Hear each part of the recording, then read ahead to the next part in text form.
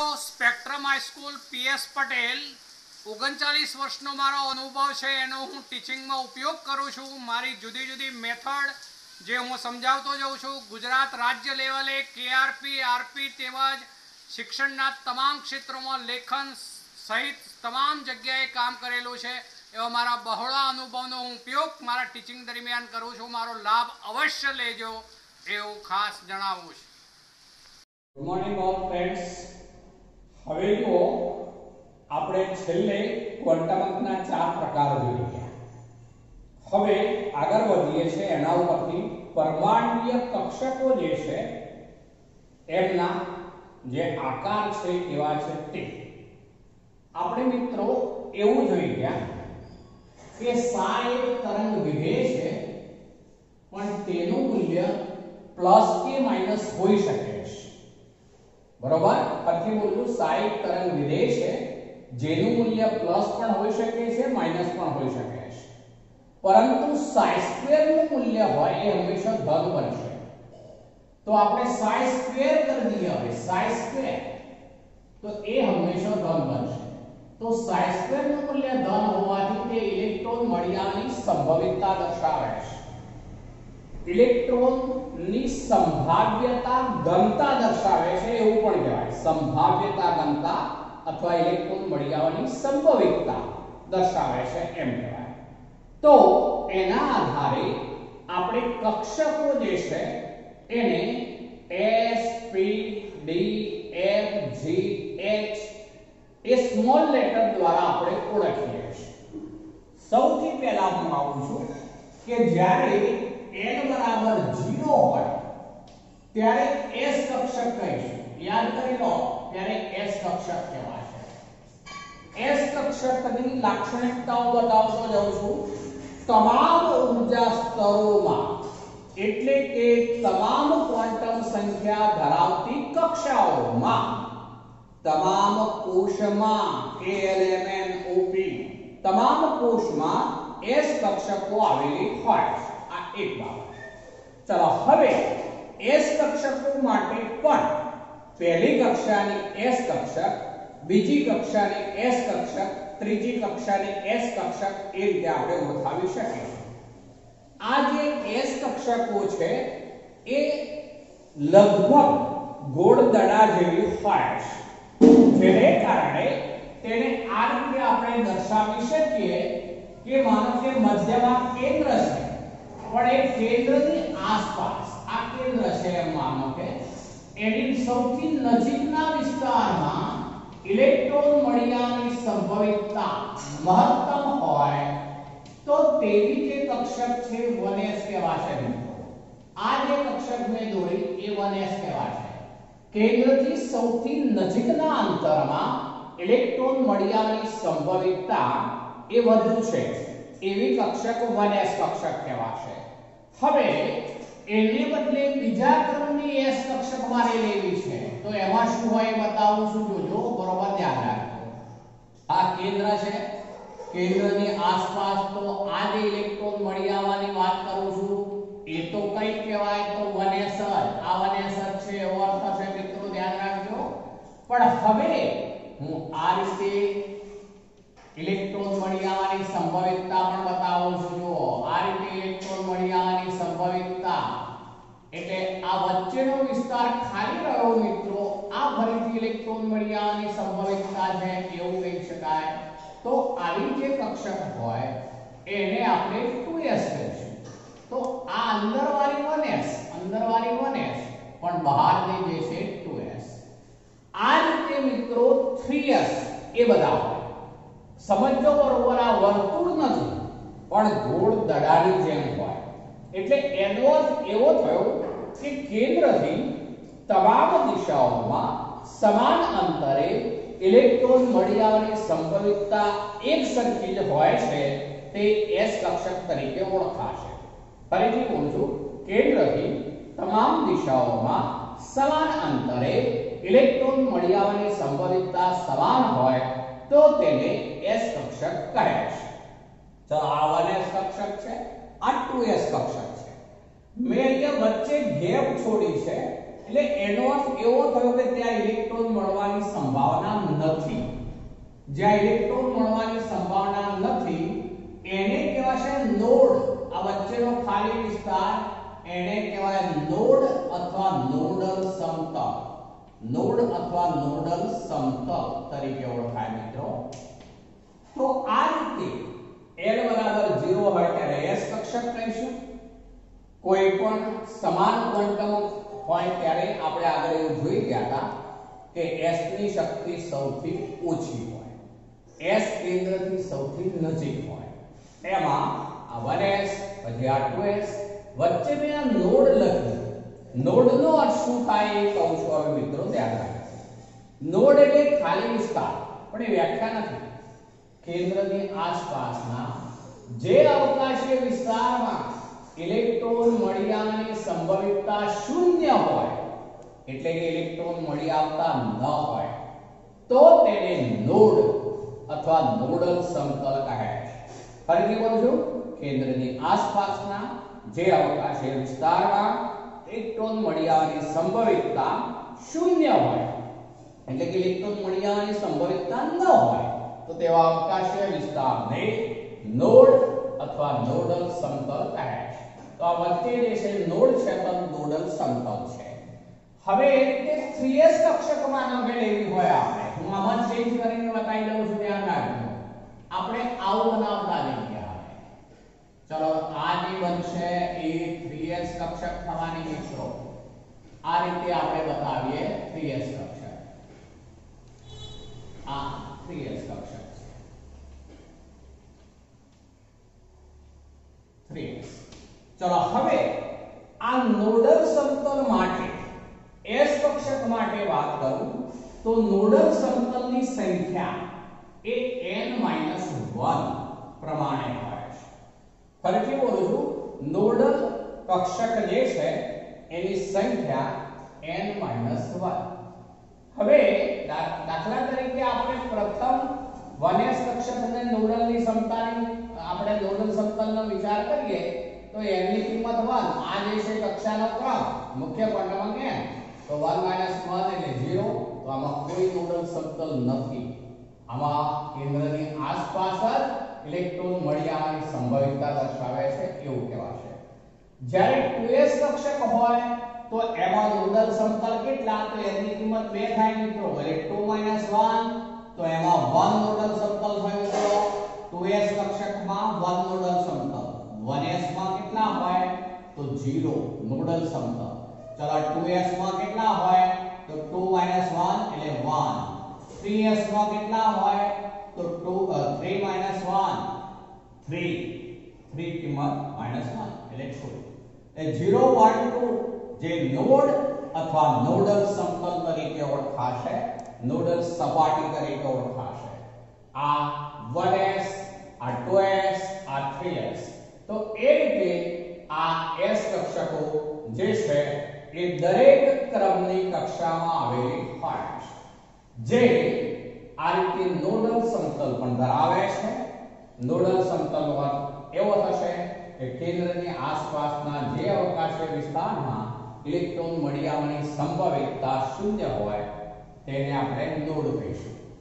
આ જે છે ઇલેક્ટ્રોન મળી આવવાની સંભવિતતા 90% છે એવું દર્શાવે છે, જ્યાં આપણે ઇલેક્ટ્રોન ઘનતા કહેવાય, બીજા શબ્દોમાં ઇલેક્ટ્રોન સંભાવ્યતા ઘનતા વધુ છે એવો વિસ્તાર દર્શાવે છે. હવે આને આપણે આ રીતે દર્શાવી શકીએ, એ જ રીતે આ જે છે એને આમ દર્શાવી શકીએ, આને પણ એ રીતે આમ દર્શાવી શકીએ.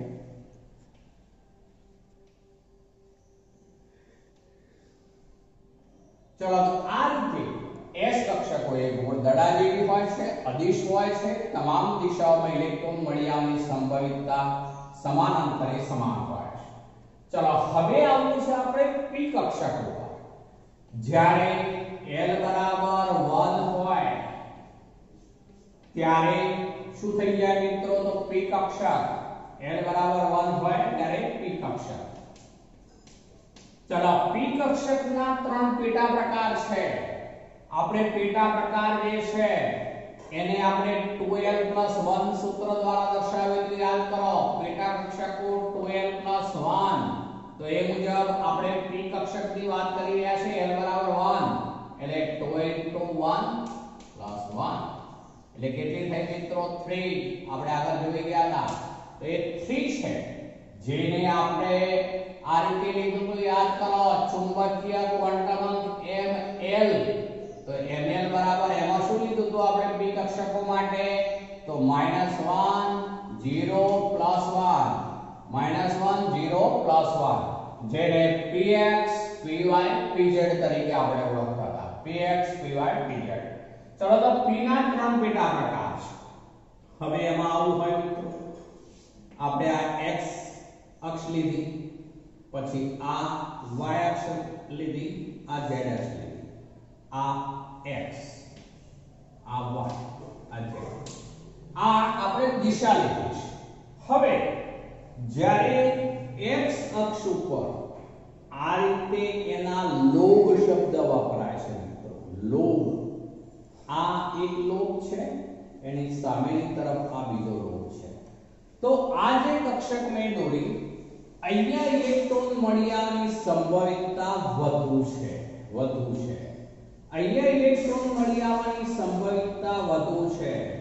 એટલે અર્થ એવો થશે કે કેન્દ્રની સામસામેની તરફ, આ વચ્ચે કેન્દ્ર કહીશું, કેન્દ્રની સામસામેની તરફ સમાનાંતરે ઇલેક્ટ્રોન મળી આવવાની સંભવિતતા સમાન હોય. અહીંયા જ્યારે નજીક આવે ત્યારે સંભાવના શૂન્ય થઈ જશે. ધ્યાન રાખજો, અહીંયા ઇલેક્ટ્રોન મળી આવવાની સંભવિતતા વધારે, પણ અહીંયા થોડી છે, જેથી છેવટે શૂન્ય થઈ જાય.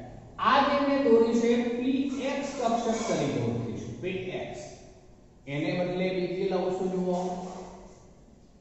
આ x, આ y, આ z. હવે આપણે આ y દિશા છે એના ઉપર એના p કક્ષકોના લોબ જે છે ગોઠવાયેલા હોય આ રીતે. તો આ જે છે એમાં પણ આ રીતે આપણે કહી શકીશું, અહીંયા ઇલેક્ટ્રોન ઘનતા વધુ, અહીંયા ઇલેક્ટ્રોન ઘનતા શૂન્ય થઈ જાય કેન્દ્ર તરફ. તો આ જે છે એને કહીશું આપણે py. એ જ રીતે આવું લઈએ છે. હવે આ x, આ y, જ્યારે આ z. ચલો હવે આ કેન્દ્ર, અહીંયા એક લોબ ઉપરની તરફ હોય, બીજો લોબ નીચેની તરફ હોય, એટલે આને કહેવાશે pz કક્ષક. pz કક્ષક અહીંયા ઇલેક્ટ્રોન મળી આવવાની સંભવિતતા વધારે હોય. અહીંયા સામસામેની તરફ સમાનાંતરે ઇલેક્ટ્રોન મળી આવવાની સંભવિતતા વધારે, પણ જ્યાં અહીંયા નજીક જઈએ ત્યાં કેન્દ્ર તરફ ઇલેક્ટ્રોન મળી આવવાની સંભવિતતા શૂન્ય થઈ જશે. તો p ના 3 પેટા પ્રકાર છે, px py pz, જેમાં ml તરીકે અથવા m તરીકે મૂલ્યો કહીએ તો -1 0 + 1 એવા 3 પેટા પ્રકાર થયા. આ જે દિક વિન્યાસ દર્શાવે છે, એટલે કે આ x દિશામાં ગોઠવાય એટલે ચોક્કસ દિશા થઈ માટે આ ત્રણે સદિશ છે મિત્રો. આ y દિશામાં ગોઠવાય, આ z દિશામાં ગોઠવાય માટે p કક્ષકો એ સદિશ છે. આમ તો એમ કહી શકીએ કે p કક્ષકોમાં બે લોબ હોય છે. જોજો હવે હું શું બોલું છું સમજાવું છું તે. આ રીતે એક લોબ, આ બીજો લોબ છે. આ બે લોબ આ રીતે સામસામેથી જોડાયેલા હોય. આ ભાગ પહોળો હોય મિત્રો, આ ભાગ પણ પહોળો હોય. જ્યાં કેન્દ્ર નજીક આવે ત્યાં વચ્ચે ઇલેક્ટ્રોન મળી આવવાની સંભાવના શૂન્ય થઈ જાય, એટલે એની અંદર પણ નોડ આવેલા હોય. પણ p કક્ષકોમાં નોડની સંખ્યા n - 2 છે. શું બોલું છું જોજો, p કક્ષકોમાં નોડની સંખ્યા n - 2.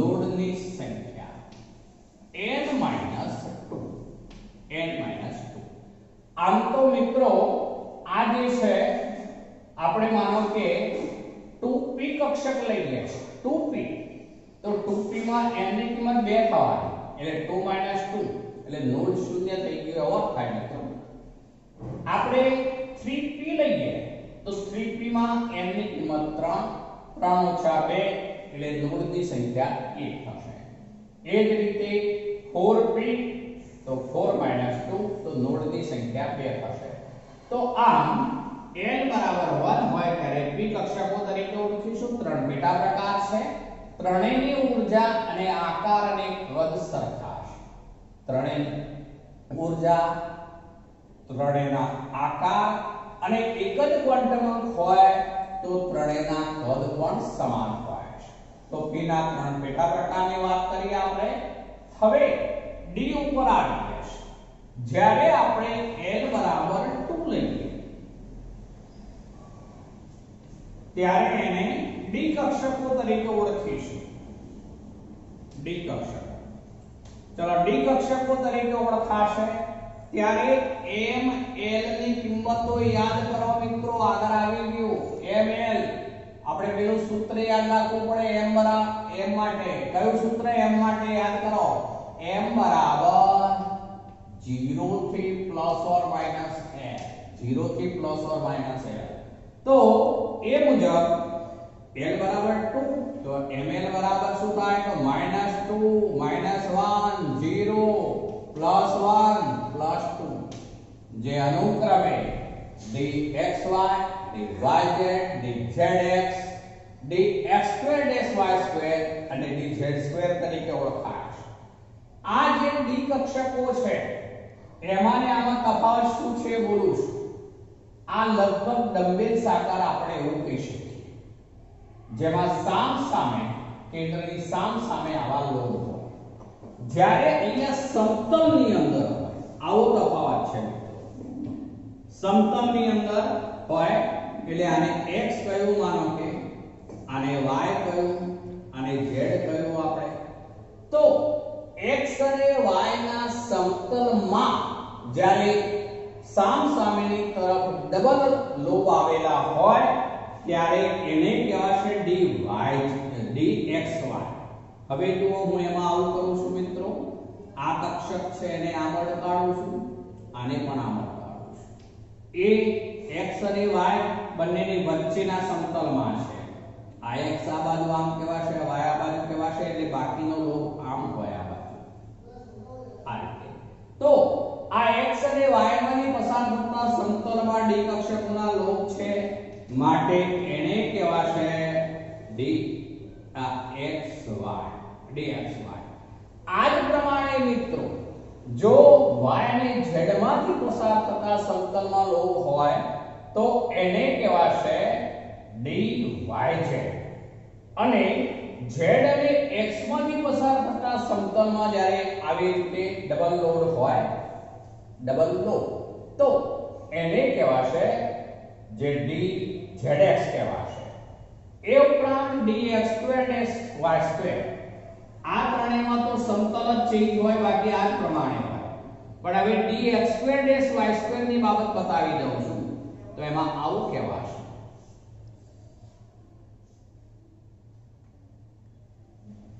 ચલો આ x, આ y, આ z આપણે આ રીતે જ્યારે લઈએ મિત્રો ત્યારે તો px કહેવાય, બરોબર. પણ હવે આમ પણ હોય તો હવે જે બનેલી એ dx2 y2 છે. એટલે x દિશામાં પણ બંને સામ સામેની તરફ અને y દિશામાં પણ સાથે સામ સામેની તરફ લોબ હોય ત્યારે આ ડબલ ડમ્બેલ સાકાર એવું કહેવાય. તો dx2 y2 આ ત્રણેયમાં જે છે એ સમતલમાં લોબ હોય જ્યારે આમાં અક્ષ ઉપર લોબ આવેલા હોય. પણ આ ચારે ચાર ડબલ ડમ્બેલ સાકાર હોય. ચારેના આકારની દ્રષ્ટિએ આ ચાર સરખી છે આકારની દ્રષ્ટિએ. પણ પાંચમી જે કક્ષક લઉં છું એમાં ડિફરન્સ છે. આ x, આ y, આ z. આ z દિશા છે. હવે આવું હોય મિત્રો, z અક્ષ ઉપર આવો લોબ હોય છે અને બીજો ભાગ આપણે આ રીતે દર્શાવવો પડશે, જેનો આકાર આ કક્ષકો કરતા જુદો થઈ ગયો મિત્રો. આ જે છે એને કહેવાશે dz2. હવે ફરીથી બોલું છું, ડી ના કુલ 5 પેટા પ્રકાર થવાના, જેમાં 3 કક્ષકોમાં લોબ સમતલમાં ડબલ ડમ્બેલ્સ આકારની રીતે હોય. ચોથી કક્ષકમાં જે છે એ x અને y બંને અક્ષો ઉપર લોબ આવેલા હોય, જે dx2 dy2 તરીકે ઓળખીશું. અને પેલી આ જે છે એ આકારની દ્રષ્ટિએ બાકીની ચારે કક્ષકો કરતા જુદી પડે, જે dz2 તરીકે ઓળખાય. પણ આ પાંચે કક્ષકો જે છે, આ પાંચે કક્ષકો એ ઊર્જાની દ્રષ્ટિએ સમાન છે મિત્રો, ઊર્જાની દ્રષ્ટિએ સમાન છે. આ પહેલી કક્ષા કે બીજી કક્ષામાં ડી કક્ષકો ન હોય, ડી ની શરૂઆત ત્રીજા ક્રમથી જ થાય. ફરીથી ત્રણેય માટે રિપીટ કરું છું, બરોબર યાદ રાખજો. તમામ ક્રમની કક્ષાઓમાં s કક્ષક હોય. એક બાબત, ચલો p પ્રથમ કક્ષામાં ન હોય, બીજી કક્ષાથી શરૂ કરીને તમામ ક્રમની કક્ષાઓમાં p કક્ષકો હોય. ડી ની વાત કરીએ તો પહેલી કક્ષામાં ન હોય, બીજીમાં ન હોય. k અને l એ બંને કોષમાં ન હોય, પણ ત્યાર પછીના કોષ એટલે કે ત્રીજા ક્રમની કક્ષાથી ડી ની શરૂઆત થશે, જે બાકીના તમામ ક્રમોમાં હોય. એ જ રીતે આપણે આગળ જોઈ ગયા હતા, એ યાદ કરી લો, ખાલી યાદ કરાવી દઉં છું. l બરાબર 3 હોય ત્યારે આપણે એને f કક્ષક કહીશું, જેમાં ml બરાબર -3 -2 -1 0 +1 +2 +3. એટલે f ના કેટલા પેટા પ્રકાર થયા તો 7, g ના 9, h ના 11. આપણે યાદ કરી લીધું. ચલો તો આ રીતે વિવિધ કક્ષાઓ જે છે એમના આકારની આપણે વાત કરી. આ સદિશ કહેવાશે, આ p અને d કક્ષકો, s કક્ષકો અદિશ કહેવાશે. s કક્ષક કેન્દ્રથી સૌથી નજીક હોય માટે s ની ઊર્જા આ બધી કક્ષકોમાં એક જ ક્વોન્ટમ અંક હોય ત્યારે સૌથી ઓછી હોય.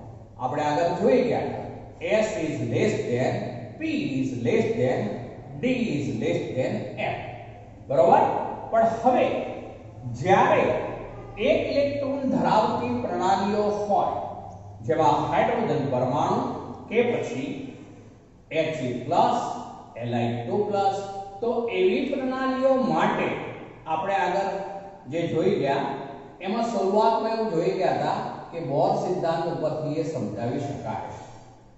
કારણ એ હતું કે તેમાં એક જ ઇલેક્ટ્રોન હતો, પણ બહુ ઇલેક્ટ્રોન ધરાવતી પ્રણાલીઓમાં જ્યારે ડબલેટ અને ટ્રિપલેટ જોવા મળ્યા ત્યારે એની સમજૂતી માટે આપણે ચોથો ક્વોન્ટમ અંક, સ્પિન ક્વોન્ટમ અંક ઉમેર્યો હતો. એ ચોથો ક્વોન્ટમ અંક સ્પિન ક્વોન્ટમ અંક કહેવાય, અથવા તો ભ્રમણ જે છે એની સાથે સંકળાયેલ હોવાથી તેને ભ્રમણ પછી આપણે ક્વોન્ટમ અંક s તરીકે ઓળખાવ્યો હતો. એમાં ધરી ઉપરનું પરિભ્રમણ સમઘડી +1/2, વિષમ ઘડી -1/2 અથવા ઉલટું પણ લઈ શકીએ. તો એ પરસ્પર બે વિરુદ્ધ દિશામાં ધરી ઉપરના પરિભ્રમણને કારણે બનતો હતો ચોથો ક્વોન્ટમ અંક. હવે જ્યારે બહુ ઇલેક્ટ્રોન ધરાવતી પ્રણાલીઓ હોય ત્યારે કેન્દ્રમાં પ્રોટોન હોવાના, પણ કેન્દ્રની આસપાસની વિવિધ કક્ષાઓમાં ઇલેક્ટ્રોન ગોઠવાયેલા હોય ત્યારે કેન્દ્ર અને ઇલેક્ટ્રોન વચ્ચે પારસ્પરિક આકર્ષણ બળો હોય, પણ ઇલેક્ટ્રોન વચ્ચે અપાકર્ષણ બળો પણ અસ્તિત્વ ધરાવે. અને જેથી આવા આકર્ષણ અપાકર્ષણ બળો જે છે એમાં આકર્ષણ બળ જ વધુ હોય છે. અપાકર્ષણ બળો પણ છે, પણ અપાકર્ષણ બળોની સાપેક્ષમાં આકર્ષણ બળ વધુ હોવાને કારણે પરમાણુમાં વિવિધ કક્ષાઓની વિવિધ કક્ષકોમાં ઇલેક્ટ્રોન કેન્દ્રની આસપાસ સતત પરિભ્રમણ કરતા રહેલા હોય. હવે ઇલેક્ટ્રોનની ઊર્જા જે છે એનો આધાર જે છે એ એક તો કેન્દ્રમાં રહેલા પ્રોટોન એની ઉપર આધારિત રહેશે. હાઇડ્રોજન પરમાણુ માટે આપણે એવું કહી શકીએ કે S બરાબર P બરાબર D બરાબર M. પણ કોના માટે? હાઇડ્રોજન પરમાણુ માટે જ્યારે ક્વોન્ટમ અંક સમાન હોય ત્યારે s બરાબર p બરાબર d બરાબર f, કારણ કે એક જ ઇલેક્ટ્રોન છે એટલે એમાં અપાકર્ષણનો સવાલ નહીં થાય. પણ બહુ ઇલેક્ટ્રોન ધરાવતી પ્રણાલીઓ હોય ત્યારે આપણે એવું કહ્યું કે સમાન ક્વોન્ટમ અંક હોય તો s is less than p is less than d is less than f. તો આવું કેમ બને મિત્રો, એ બાબત ઉપર ચર્ચા ઉપર હવે જઈએ છીએ. સમજાવું છું, જોજો. માનો કે આ એક કેન્દ્ર છે, આ કેન્દ્રમાં પ્રોટોન આવેલા છે, ધન વિદ્યુત ભારિત છે. એની આસપાસના ઊર્જા સ્તરોમાં ઇલેક્ટ્રોન ગોઠવાયેલા છે, ઇલેક્ટ્રોન ગોઠવાયેલા છે.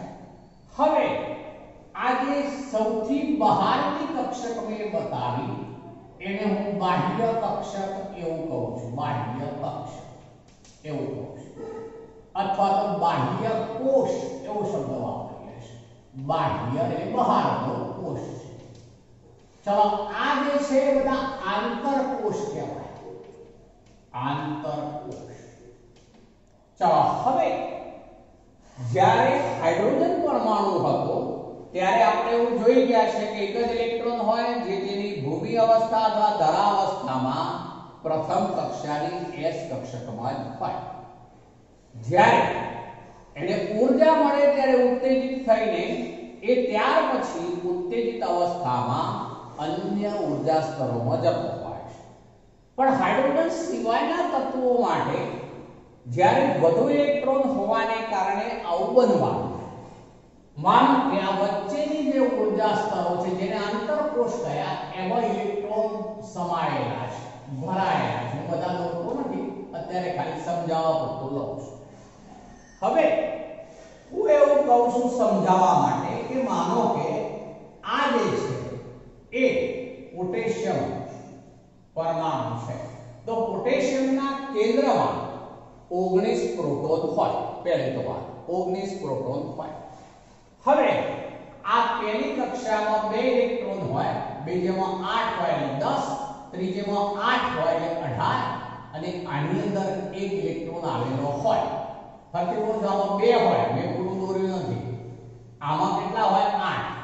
આમાં અત્યારે 8 છે એવું કહું છું, એટલે 2 ને 8 10 ને 8 18 ને 19 માં આમાં.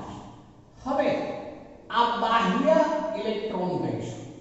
આ બાહ્ય ઇલેક્ટ્રોન અને કેન્દ્ર વચ્ચે આંતરકોષ જે છે એમાં પણ ઇલેક્ટ્રોન રહેલા છે, જેને કારણે આ ઇલેક્ટ્રોનના આ કેન્દ્ર તરફના આકર્ષણમાં વચ્ચે જે ઇલેક્ટ્રોન ભરેલા આંતરકોષ છે એમના દ્વારા એક પ્રકારનું આવરણ ઉત્પન્ન થાય છે, જેને સ્ક્રીનિંગ અસર કહેવાય, શિલ્ડિંગ અસર કહેવાય.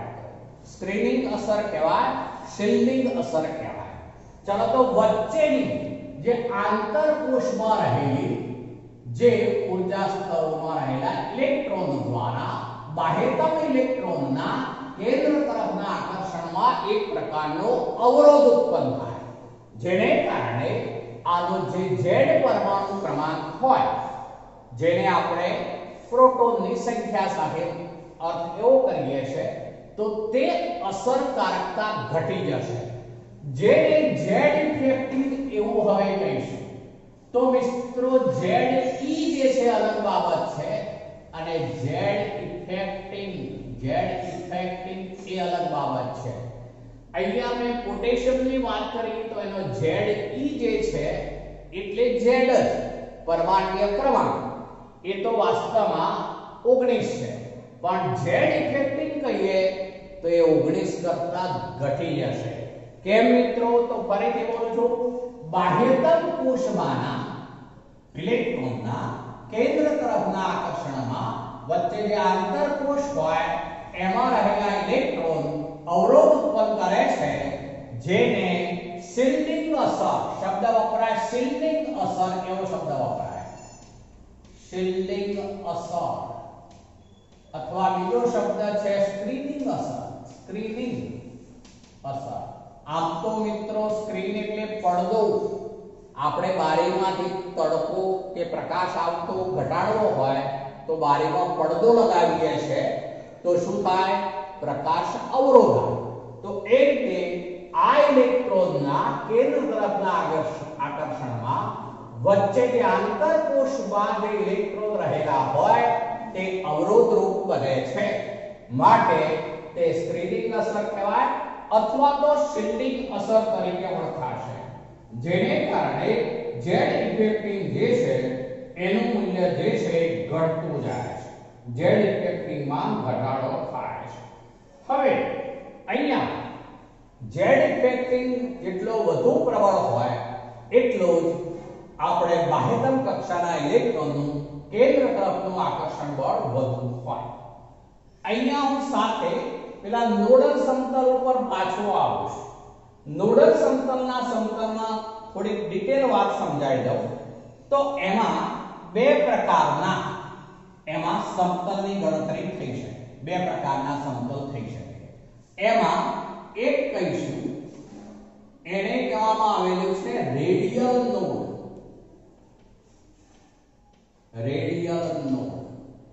એક છે રેડિયલ નોડ અને બીજો જે પ્રકાર પાડીશું આપણે સમતલીય નોડ.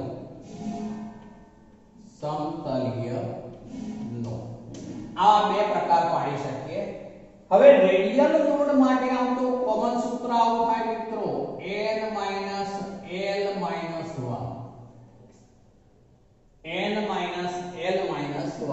રેડિયલ નોડ માટે.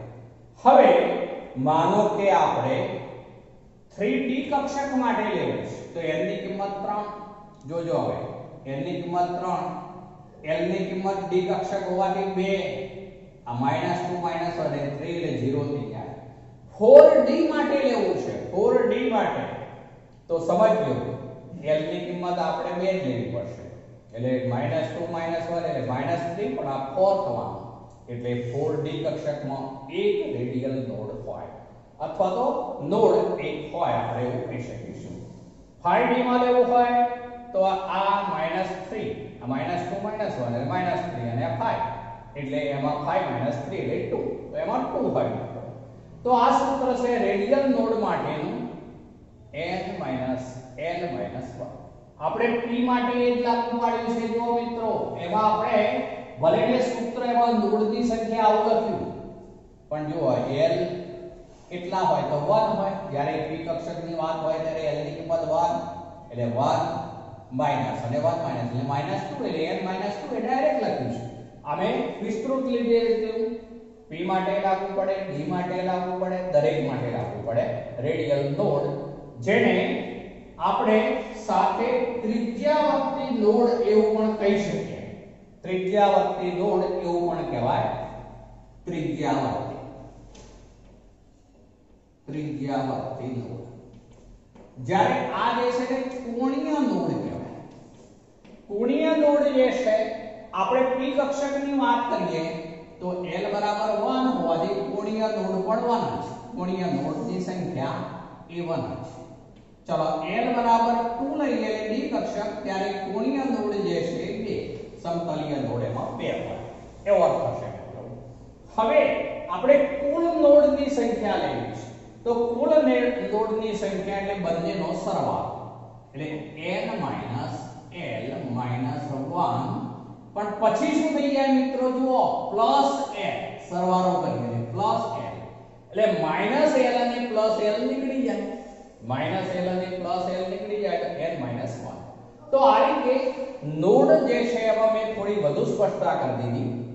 જેમાં ઇલેક્ટ્રોન મળી આવવાની સંભવિતતા 0 હોય એને આપણે નોડ કહીશું. નોડના બે પ્રકાર પડે રેડિયલ નોડ, સમતલીય નોડ. રેડિયલ નોડમાં n - l - 1 આપણે p કક્ષક માટે લેવું છે તો આ -1 બરાબર આ માઈનસ અને આ 1 એટલે -1 આ પણ -1 એટલે -2 એટલે n - 2 એટલે આ સૂત્ર થઈ ગયું મિત્રો બરાબર. d કક્ષક માટે લેવું છે તો l ની કિંમત 2 એટલે આ 2 અને -2 - 1 એટલે -3. માનો કે આ ચોથો ક્રમ હોય તો 4d માટેની વાત કરીએ તો ચોથો ક્રમ એમાં 4 - 3 એટલે 4d માં એક નોડ રેડિયલ નોડ હોય આ તેવો થશે. 5d હોય તો એમાં બે રેડિયલ નોડ હોય. સમતલીય નોડ માટે તો સીધું જ l નો જે ક્રમ હોય એટલી જ સંખ્યાના સમતલીય નોડ હોય અને કુલ નોડ એટલે બંનેનો સરવાળો એવો થઈ જશે આવડી જાય મિત્રો તો કુલ નોડ જે છે એ આ રીતે n-1 થઈ જશે. પાછો હું પેલા ઉપર આવું છું તો એમાં z ઇફેક્ટિવ જે છે એ જેટલો વધારે હોય એટલો બાહ્યતમ કક્ષાના ઇલેક્ટ્રોનનું કેન્દ્ર તરફનું આકર્ષણ બળ જે હોય છે વધુ હોય છે. જે શિલ્ડિંગ અસર છે એના સંદર્ભમાં વાત કરીએ તો S ની શિલ્ડિંગ અસર સૌથી વધુ is greater than P is greater than D is greater than F. મિત્રો અહીંયા બરોબર યાદ રાખીશું આપણે સ્ક્રીનિંગ અસરની દ્રષ્ટિએ S ની સ્ક્રીનિંગ અસર અથવા શિલ્ડિંગ અસર સૌથી વધારે is greater than P is greater than D is greater than F. આ જે છે ઊર્જા સ્તર છે આ ઊર્જા સ્તર છે ધ્યાન રાખજો ઊર્જા સ્તર એમાં આ પહેલો લીધો એ હાઇડ્રોજન માટે H પરમાણુ માટે જ્યારે આ અન્ય પરમાણુઓ માટે આ રીતનો હોય. હવે Z ઇફેક્ટિવ જેમ વધતો જાય તેમ મિત્રો એમ કહી શકાય કે જે ત્રિજ્યા છે કક્ષાની કક્ષકની ઘટતી જાય નજીક આવે તેમ કેન્દ્ર તરફ વધુ આકર્ષણ અનુભવે તેમ ઊર્જામાં વધુ ઘટાડો થતો જશે એટલે ઊર્જા ઘટતી જશે. Z ઇફેક્ટિવ વધતો જાય તેમ સમાન કક્ષાઓ હોય સમાન કક્ષકો હોય પણ તેમ છતાં જેમ Z ઇફેક્ટિવ વધશે તેમ ઊર્જાના મૂલ્યમાં ઘટાડો થશે. શું કહેવા માંગુ છું એ સમજો. આપણે કેટલાક આવા તત્વોની સરખામણી કરીએ છીએ. હાઇડ્રોજન છે માનો કે લિથિયમ છે સોડિયમ છે પોટેશિયમ છે. ચલો હવે હું પહેલા Z ની વાત કરું છું તો આનો Z 1 છે આનો 3 છે આનો 11 છે બરોબર આ 1 આ 3 ચલો આને 11 અને આને કહીશું 19 બરોબર. ચલો આ બધા આપણે 1s કક્ષક હોય એની સાથે જ આપણે દરેકની સરખામણી કરવી છે. તો આની 1s કક્ષક હોય એના કરતા આની 1s કક્ષકની ઊર્જા ઓછી હોય એના કરતા આની 1s કક્ષકની ઊર્જા ઓછી હોય એના કરતા પણ આની 1s કક્ષકની ઊર્જા ઓછી હોય. કેમ મિત્રો? તો જેમ Z વધતો જાય તેમ Z ઇફેક્ટિવ વધતો જાય. Z ઇફેક્ટિવ વધે બાહ્યતમ કક્ષા જે છે બધા ઇલેક્ટ્રોન જે છે કેન્દ્ર તરફ વધુ ખેંચાય. ચલો કેન્દ્ર તરફ વધુ ખેંચાય એટલે કેન્દ્રથી નજીક આવે એટલે ઊર્જામાં ઘટાડો થતો જાય માટે આની 1s એ સૌથી ઓછી ઊર્જા is less than આ 1s is less than. ચલો ફરીથી એકવાર બોલી દઉં છું જેમ Z વધે છે તેમ Z ઇફેક્ટિવ વધવામાં Z અને Z ઇફેક્ટિવ બે જુદા છે બરોબર ધ્યાન રાખજો. આ ZE એટલે Z એટલે કે પરમાણ્વીય ક્રમાંક જ્યારે આ Z ઇફેક્ટિવ એટલે અર્થ એવો થશે કે આંતરકોષમાંના ઇલેક્ટ્રોન દ્વારા ઉદ્ભવતી શિલ્ડિંગ અસરને કારણે બાહ્યતમ કક્ષાના ઇલેક્ટ્રોનના કેન્દ્ર તરફ જે આકર્ષણમાં અવરોધ ઉત્પન્ન થાય છે એને લીધે કેન્દ્રની અસરકારકતા ઘટી જાય છે જેને Z ઇફેક્ટિવ એવું તરીકે ઓળખાશે. Z ઇફેક્ટિવ તરીકે ઓળખાશે. અસરકારક કેન્દ્રીય વીજભાર એવું કહેવાશે મિત્રો. અને માટે આ દરેક 1s કક્ષક જ છે તેમ છતાં હાઇડ્રોજનની 1s ની શક્તિ ઓછી એના કરતા લિથિયમની 1s ની શક્તિ વધારે એના કરતા સોડિયમની 1s ની શક્તિ વધારે એના કરતા પોટેશિયમની 1s ની શક્તિ વધારે. તો આમ Z ઇફેક્ટિવ જે છે એ જે કક્ષકોની છે એ ઊર્જા માટે જવાબદાર છે. આ બધા ઉપરથી આપણે મિત્રો આ એક યાદ રાખીશું. આગળ એવું મેં કહ્યું હતું કે ઇલેક્ટ્રોનની ઊર્જા માટે અથવા કક્ષા અને કક્ષકની ઊર્જા માટે n+l જવાબદાર હોય છે. ઊર્જાનો મુખ્ય આધાર n ઉપર. પણ હાઇડ્રોજન પરમાણુ એકલા પૂરતી વાત કરીએ તો ઊર્જાનો બધો જ આધાર માત્ર n. પણ હાઇડ્રોજન સિવાયના તત્વો માટે વધુ ઇલેક્ટ્રોન ધરાવતી પ્રણાલીઓ માટે n+l જવાબદાર ગણાશે.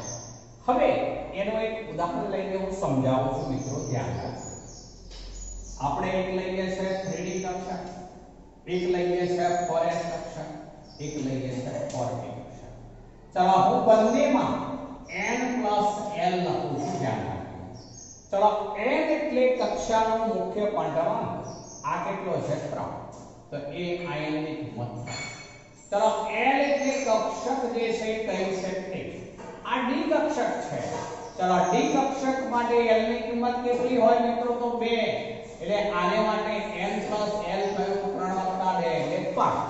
ચલો આની ઉપર જઈએ છે મિત્રો, કક્ષાનો ક્રમ n = 4. તો આ મેં 4 લીધો. ચલો કક્ષક જે છે s છે, જુઓ બરોબર. s કક્ષક માટે l ની કિંમત શું થાય? તો 0. એટલે 4 + 0 એટલે 4 થશે મિત્રો. ચલો આને માટે લખીએ છે, જોજો. તો આ n = 4. n એટલે કક્ષાનો ક્રમ, મુખ્ય પાંડવાંક n = 4 વત્તા p કક્ષક છે. p કક્ષક માટે l ની કિંમત 1, 4 ની 1 5. હવે શું કરું છું મિત્રો? સમજો. n + l મુજબ જેમનો સરવાળો ઓછો થતો હોય તે કક્ષકની ઊર્જા ઓછી. ફરીથી બોલું છું, n + l મુજબ જેનો સરવાળો ઓછો થતો હોય તે કક્ષકની ઊર્જા ઓછી.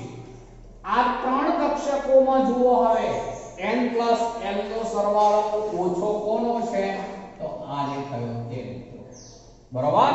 n + l નો સરવાળો સૌથી ઓછો માટે આ 3 કક્ષકો પૈકી 4s ની શક્તિ સૌથી ઓછી. કક્ષકની ઊર્જા માટે ઇલેક્ટ્રોનની સંખ્યા તેમજ z ઇફેક્ટિંગ બંને જવાબદાર છે. ઇલેક્ટ્રોનની સંખ્યા પણ જવાબદાર, z ઇફેક્ટિંગ બંને જવાબદાર છે. તો અહીંયા જેમાં n + l નું મૂલ્ય ઓછું હોય તે કક્ષકની ઊર્જા ઓછી ગણાય. તો અહીંયા જુઓ, આની ઊર્જા, આ સરવાળો ઓછો થાય છે માટે 4s કક્ષકની ઊર્જા આ ત્રણેયમાં સૌથી ઓછી છે. પણ હવે જેમાં n + l સરખા થતા હોય, જુઓ બરોબર, જેમાં n + l સરખા થતા હોય એ વખતે જેનો મુખ્ય ક્વાંટમાંક ઓછો તેની ઊર્જા ઓછી ગણાશે. ફરીથી રિપીટ કરું છું, n + l નો સરવાળો સરખો થતો હોય તો એ સમયે જેનો મુખ્ય ક્વાંટમાંક n નાનો તેની ઊર્જા ઓછી. ચલો હવે આપણે આ જોવાનું રહ્યું ને આ જોવાનું રહ્યું. જુઓ, તો હવે આનો મુખ્ય ક્વાંટમાંક નાનો છે આના કરતા, માટે આના કરતા આની ઊર્જા ઓછી. બરોબર ને મિત્રો? આના કરતા આની ઊર્જા ઓછી માટે આ 3 કક્ષકો માટે જો ગોઠવણી કરું તો 4s ની ઊર્જા ઓછી. 4s is less than 3d is less than શું થઈ જશે? 4p is less than 4p. આ રીતનો ક્રમ બનશે મિત્રો. આ બાબત ખૂબ અગત્યની છે. તમામ ઇલેક્ટ્રોન રચનાઓની ગોઠવણી માટે તમારે n + l આવડવું જ જોઈએ. ફરીથી એક વાત બોલું છું, જે આપણે n + l નો સરવાળો કરવાનો, જેમાં n + l ઓછો હોય તે કક્ષકની ઊર્જા ઓછી ગણાય. ફરીથી એક વાત બોલું છું, જેમાં n + l નો સરવાળો ઓછો થતો હોય તેની ઊર્જા ઓછી ગણાય.